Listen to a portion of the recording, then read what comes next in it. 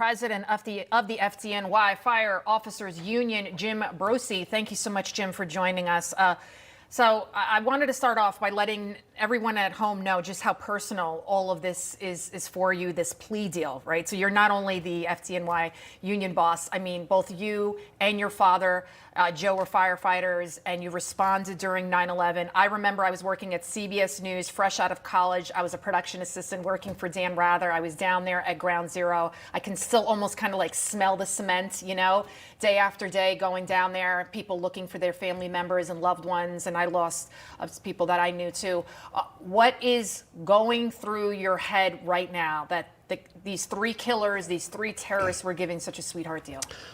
Mostly it's just very disappointing. There's some outrage that we came to this conclusion.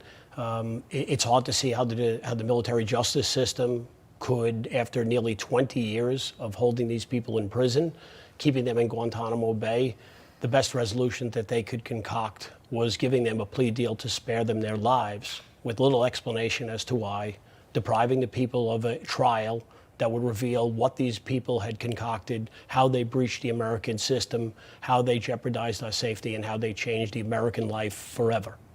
And now approximately 343 first responders were killed on that fateful day, many more years later as a result of the Ground Zero related illnesses, your father being one of them.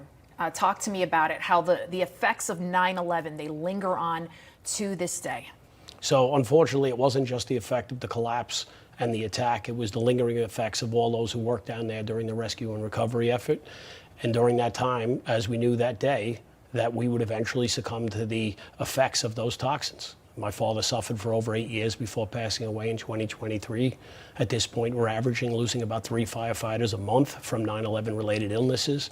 And unfortunately, we're constantly afflicted with people who are living with these illnesses and slowly dying in the process. Approximately how many people have died as a result of 9/11 related illnesses? At this point, I believe we've exceeded 365, well beyond the 343 number.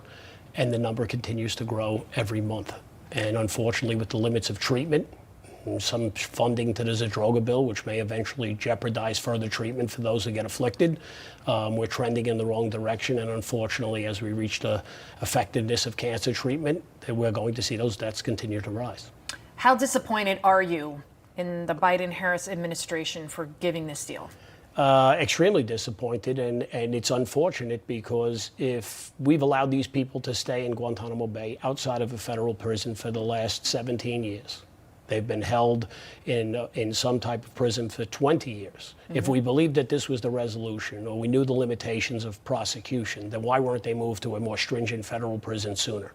Why does the American taxpayer continue to pay for these people while we struggle to find funding for the Zadroga bill, struggle to find funding for health care for the people who are affected, and struggle to find funding in the Congress for people who sacrifice their life and their time and who continue to get sick and dying?